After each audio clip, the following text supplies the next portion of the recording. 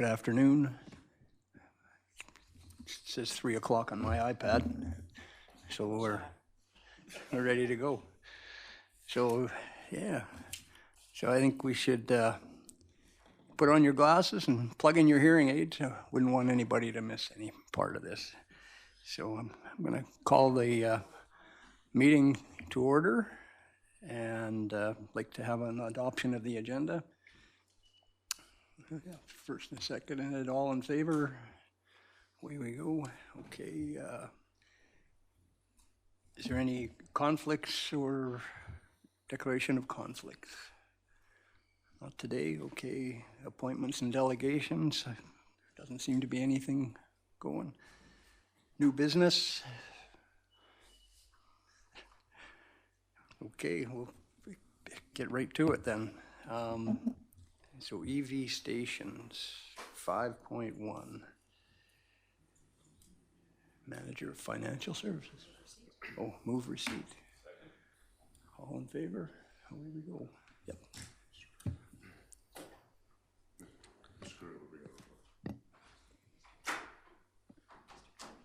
Oh, okay. Mr. Curry, you're going to do this for us? Yes, thank you, Mr. Chairman.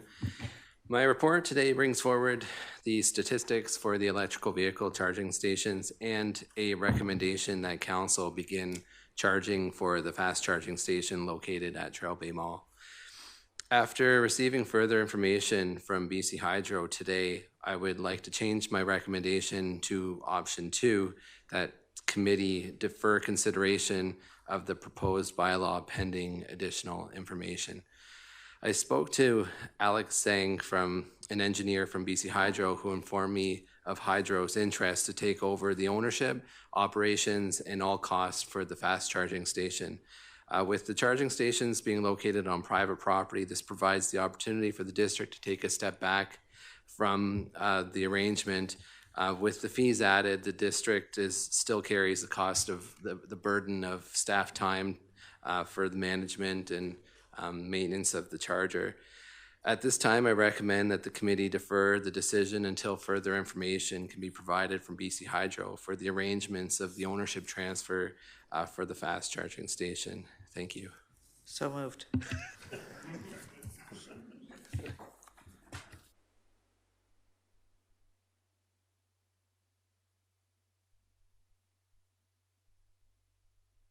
All in favor? Okay. Okay. 5.2 downtown wireless. Bev Elbach is going to take us. Thank you. Receive the report. All in favor? Okay. Okay, I'll just say a few brief things about the downtown wireless. I'm looking for direction. The reason I brought the report forward is because our licensing at this point in time is our licensing's up for renewal on June 30th. And that's an annual licensing fee for the access points. And I'm going to renew the licensing in some way or another. I can renew it for all of the devices or for just a portion of the devices, but it was a really good time to get some direction.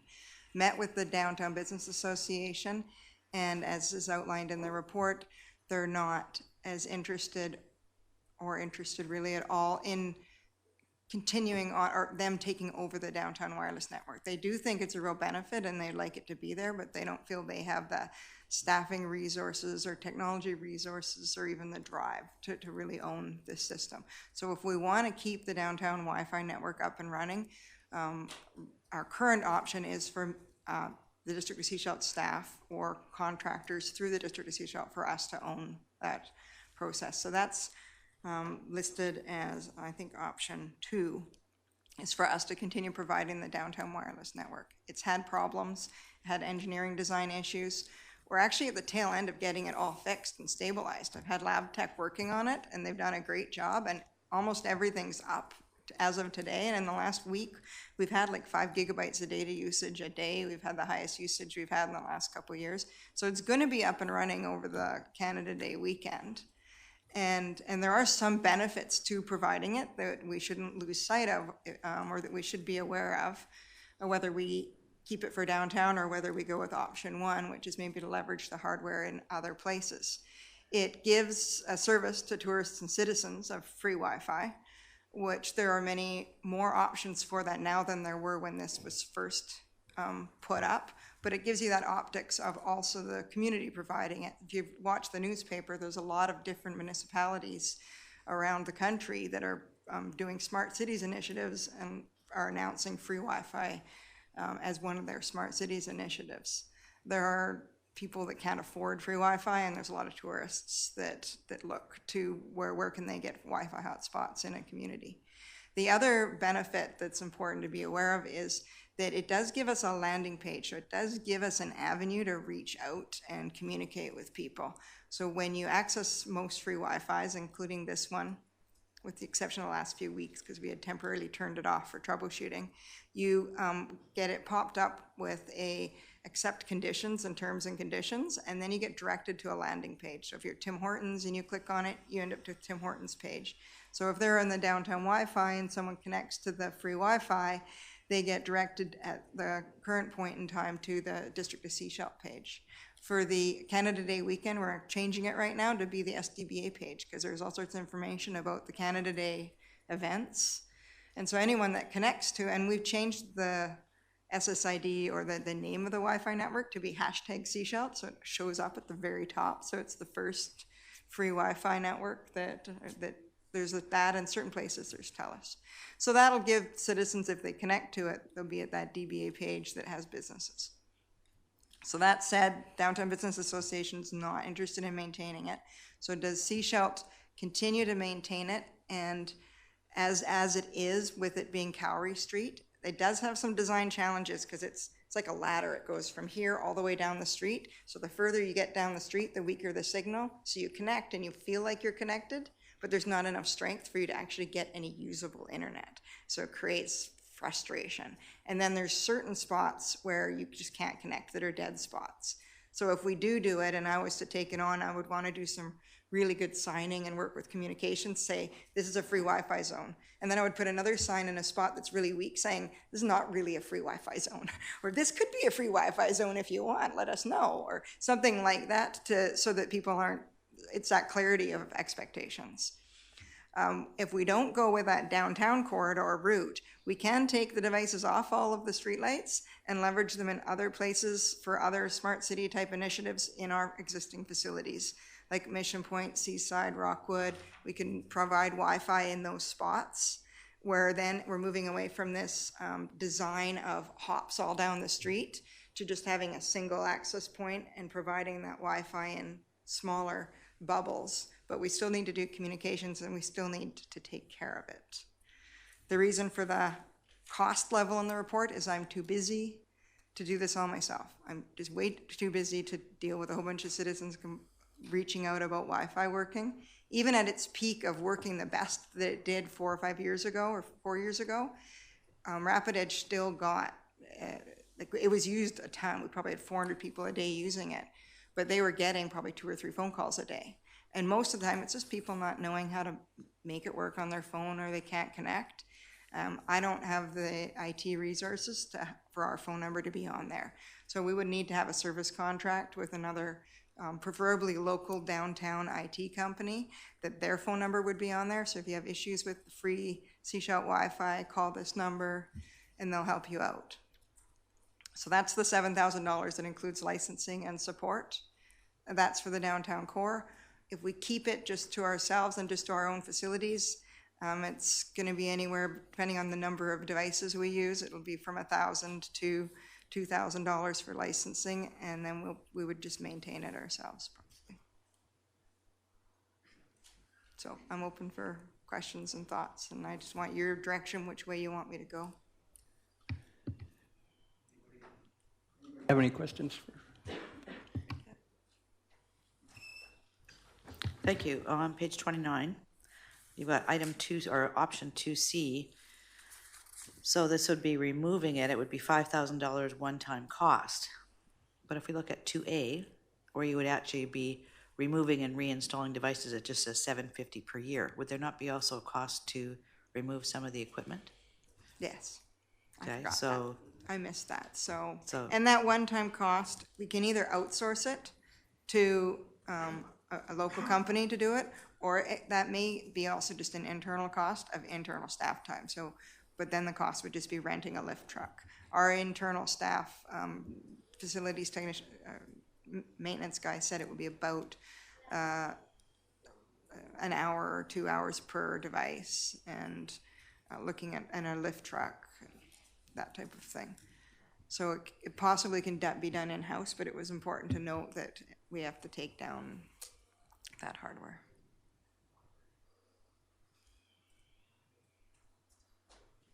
There's one other piece of information is that we can take down this. I do have a quote to remove this hardware and put other hardware up that in theory would work better.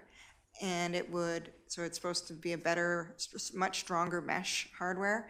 And it doesn't have any annual maintenance fees. So it's important to know that that does exist. It's about $11,000 to replace the hardware with different hardware, and that's Ubiquiti hardware they're proposing. And then there wouldn't be the annual fees, which are about $2,500, but there'd still be a support fee of like $5,000. Mayor Seegers. Thank you. CAO and I met a couple weeks ago now with a representative from TELUS, who is, and we sent him away to find out what they're providing in other communities. Because one of the things we put to them was, could they provide Wi-Fi downtown here for us? Haven't heard back from him yet, but that may be an option. He said that should be fairly easy to do. We asked them to do it, or not we, Seashell Innovations asked TELUS to do it in the beginning when they had this idea, and TELUS, and it was right when they were doing the high speed to the houses, and TELUS didn't, they declined to do it at that point in time. The message was pretty much, we've done enough for Seashell. Right now, we're not going to do more.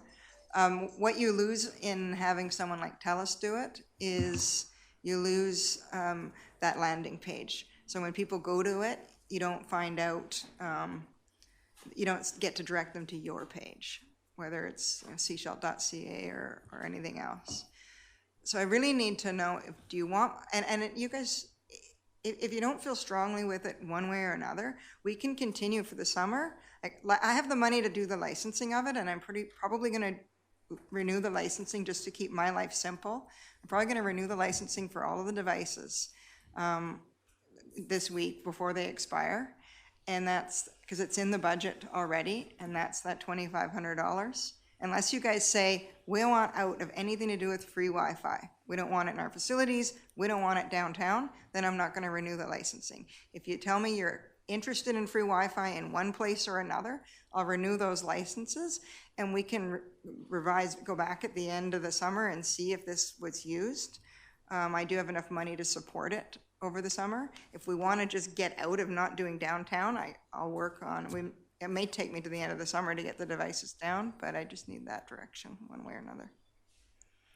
Councillor McLean.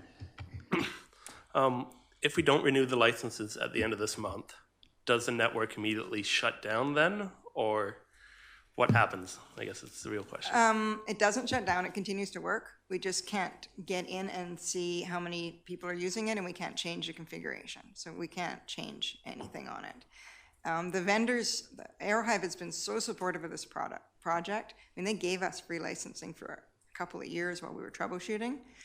If I don't do it right now, they'll probably give me a free license key for a month or two as well. They've been very, very supportive of it. So there's that option as well. And there's not monthly licensing isn't an option. It's sort of a yearly license. It's $150 a device. We've got 12 devices active right now, so I would just license those 12 devices. Mayor Seegers. A couple of things. I'd like to see what TELUS would do for us, first of all, if they'll do that. But I like the option 2A that you've put in here about the free wireless network hotspots and affiliating that with our facilities.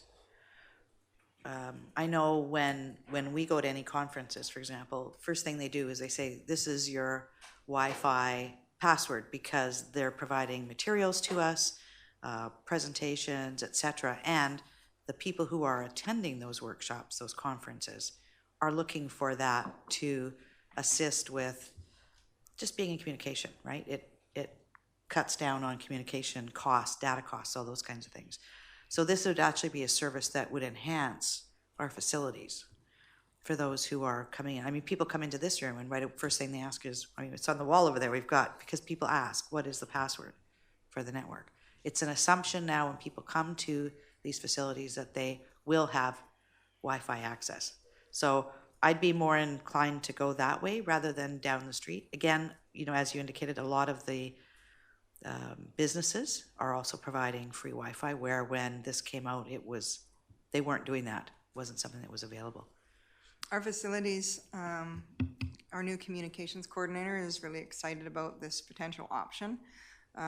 If we go that route, what we would do is provide it as a Wi-Fi without a password, which means they'd have this captive portal. So when they connect, it pops up. And when they accept conditions, it would take you to a landing page for that facility. So it would tell you all about Mission Point House and how to book Mission Point House if you want to book it in the future. And that would be a page on our website. So then that people would also then be able to go about and navigate the rest of our website. So each facility could have a page all about them, and that would be the landing page for that facility. We're already paying for internet at Mission Point House, Rockwood, and Seaside at this facility. So there'd be no additional charges other than just the labor of getting that going and configuring it and setting it up. And then if we wanted to provide it in other facilities like Hackwood or Hackett Park or Friendship Park, we'd have to get internet into those facilities and pay an annual fee. So those are ideas. We've just been brainstorming what are our options with the hardware. Councillor McLean. Okay, so if several of these facilities already have an internet connection, am I right in understanding that they don't have public Wi-Fi currently? It's just internal use? They have very weak public Wi-Fi tied to the Eastlink router and wherever that is, and so the area that's not too far from that router will work. So it's not a strong signal, and it's not managed with any kind of captive portal. So most of them do have a public Wi-Fi, but it's not managed and it doesn't have metrics. It's not as strong. This would be a much stronger signal. If we put it at Seaside Center and here, we could easily make this full Civic Square all Wi-Fi, sort of between the two. Whereas Seaside Center, you have to be right inside Seaside Center, and then you'll get a bit of the Wi-Fi there. Okay. Councillor Toth. It's been a long and arduous journey on the downtown Wi-Fi. I was involved with it, 2 years ago when we had the discussion about the Downtown Business Association taking it on. And it's unfortunate that it took so long to get to the point where it's stable. And it's, I came into the room today being like, we'll throw it all out. But it's interesting to hear that it's up and running. It's good. Now. I'm in favor of option 2A, using it in our facilities. As has been mentioned, when the project started, there was no public Wi-Fi. Businesses weren't offering it. TELUS wasn't really doing that program. And so the cutting edge aspect of offering it in an area is just not really there anymore. Whereas, I think we can put it to some good use. I'd be interested to see how stable it is over the course of the summer in place, though. So I don't know if we want to, 2A, but not start until after Labor Day weekend. But anyways, just my thoughts. As long as it's stable would be my recommendation. Is if it's stable, leave it in and go with 2A, like in September. I'm away a lot of August, so it wouldn't happen in August anyways. If it's not stable, shut it down so that it's not.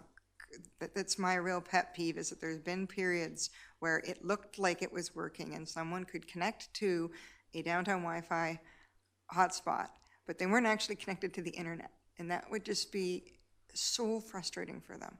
So if it's not stable, I'd like to turn it off.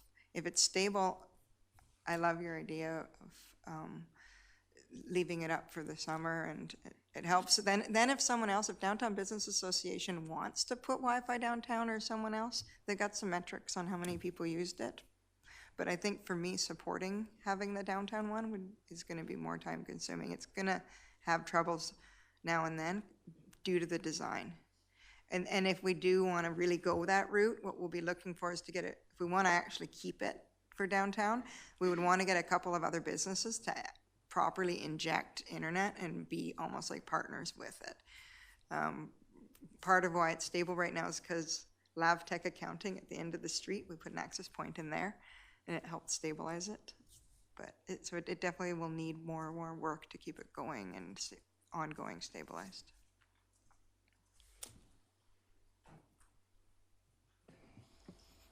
Councilor McLean, yep. I don't want to invest too much more time and money into this. So I'm in favor of option 2A, and let's focus on our facilities, especially now that we have a dedicated person working on these facilities. So provide a high level of service there. If we do something for summer, I want to make it minimal as possible, and invest as little as we can just to keep it in the summer if we do that. But I'm not hugely a fan of that one. Mayor Siggers? So it sounds like we'd look at making recommendation 2A, so that the downtown wireless network service no longer be provided and the harbor be reallocated after September long weekend to provide isolated free wireless network hotspots.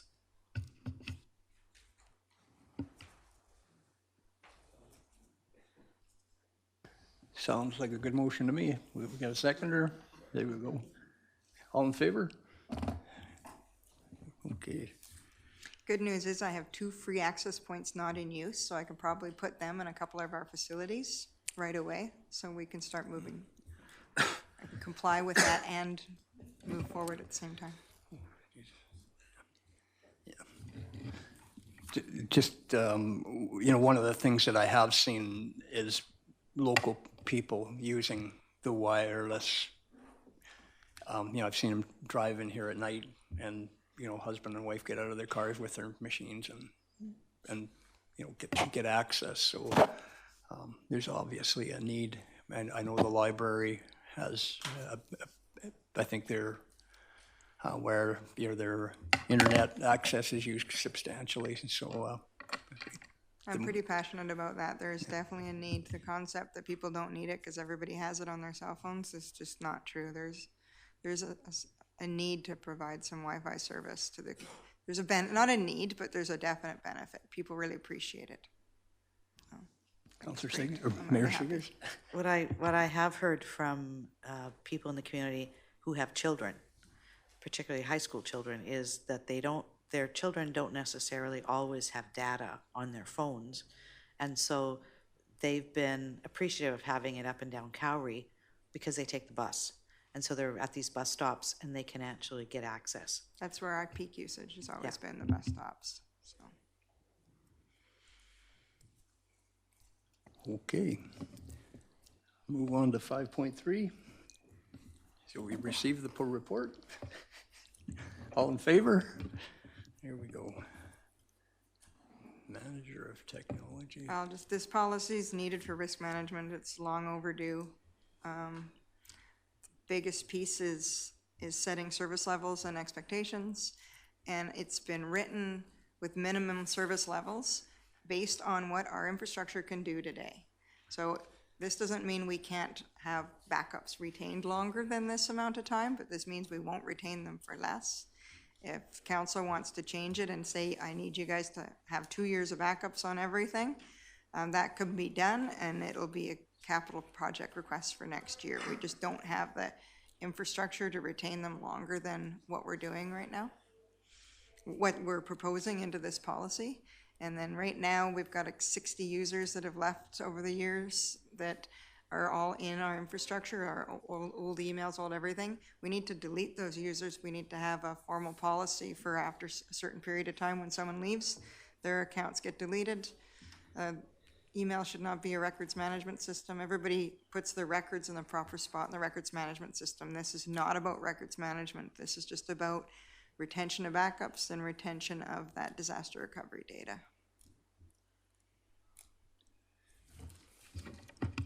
Here we go, Mayor Siggers. Thank you.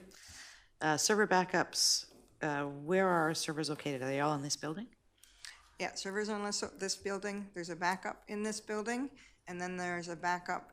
It's replicated to the Water Resource Center right now as an off-site backup, and the intent was to have that offsite moved to the operations facility if we build one, or when one build one. Okay, server backup stored for a minimum period of 7 days. So every 7 days, do They're you back overwritten. up? They're So they're- overwritten every 7 days. Yeah, backup every night, Okay. overwritten after 7 days. Okay. And the same thing is kept offsite. So every night a backup gets copied offsite, overwritten after 7 days. Is that standard practice, industry There's practice? no standard. There's no I have standard? done Okay. a ton of research because that was a former mayor said, just do whatever's the standard practice. And the standard is to whatever you write in your policy. From a disaster recovery perspective, the server backups are if something fails. So if something fails, you usually just need the backup from the day before. But you might need to go back a few days.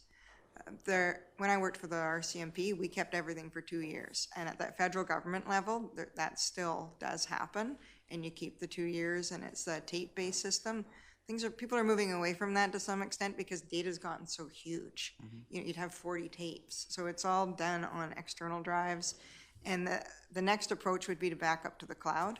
And then you have these monthly fees. So it's not uncommon for a municipality to spend $2,000 a month for their cloud backup. But then they have instant, always on recovery status. So if everything fails here, they contact their data center in Kelowna, they spin everything up, and within 2 or 3 hours, even though we had an earthquake here, everything's up and functional.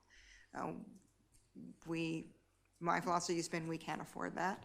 But if council wants to set a higher service level that's in here, you want things up sooner. Because there's the big gotcha in there about if everything does completely fail and this building is not accessible, it'll take days for us to get back up and running with our current infrastructure. When I came in here, we had a week of backups and nothing offsite. So we now have offsite. Councillor McLean? So yeah, that 5 days is my concern. Could you walk me through how that may work? I don't understand what would take 5 days. We have the backup. So what's happening?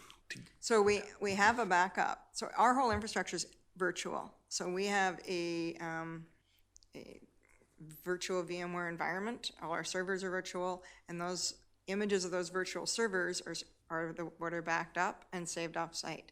So as long as we have access to this facility, we can restore a backup and bring it up because we have the hardware here to bring online a virtual server.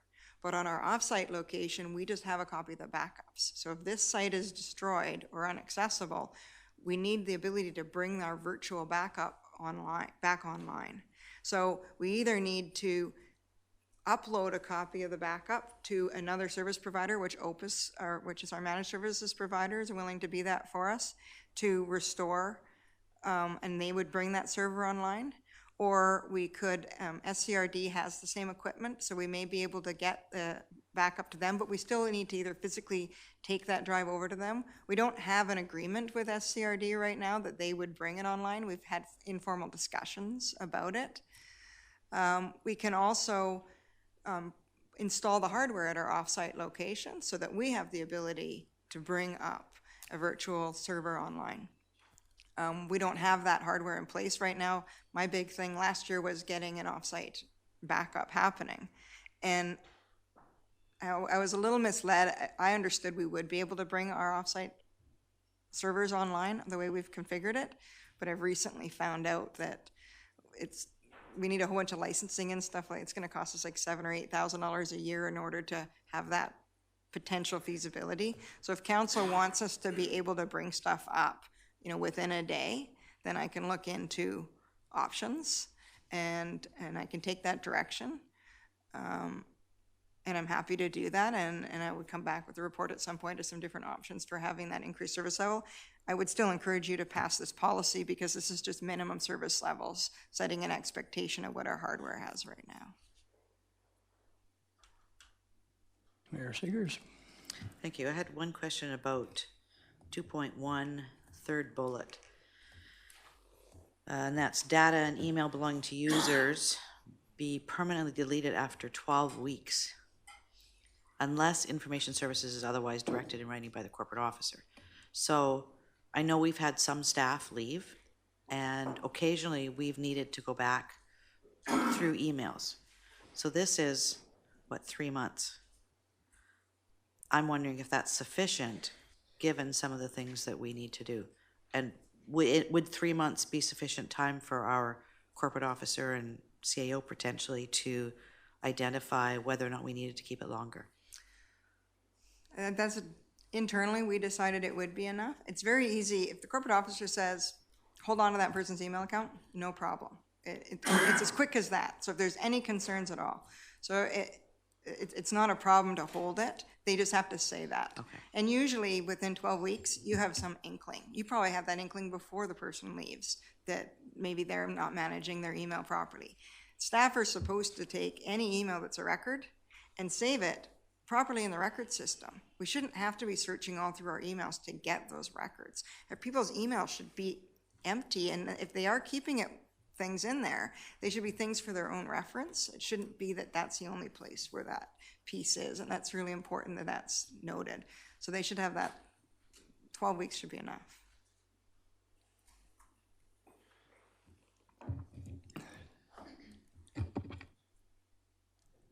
Further questions, or? I'll move recommendation 2, that it be adopted as presented. Seconded? Or Okay, and then I have something else. I'd also like to make a motion that we have the manager of information technology data research what would be required to put a system in place, a backup, work with the SCRD, something to be able to bring it up within 1 day of failure or not access of this building, whatever, right? Can we amend that just to bring our production or critical systems up? Sure, Just so that yeah. it gives me a better scope. Yeah, because that, I mean, if something happens, that's when we're gonna need it. Yeah. To be Yeah, able and to- I've got about 6 servers that relates to, and then we've got other things like our file share Yes. that maybe isn't as critical, because as long as you guys can get emailed agendas, that works. Yeah. It gives me a scope to set up an agreement with SCRD or to look at cloud. Yeah, look at Cloud is some, getting less and less expensive, and then we have control over environment, which Okay. is sometimes nice. I Okay. can definitely do a report with options. yeah, Jennifer, do you have what we need there? I have the, pardon me, have the manager of IT research what would be required to put a critical system in place for backup. I have to work around a little bit with SCRD in order to get the system back up within 1 day of failure. Be not SCRD. No, I right? just, we don't have to identify where or what. Okay, it would just be to ensure, Critical systems can be recovered within 1 day. yeah, critical systems can be recovered within 1 day. That would work. I can second that. Yeah, all in favor? We're good. Thank you. I think that's it. We call for adjournment. Motion to adjourn. All in favor?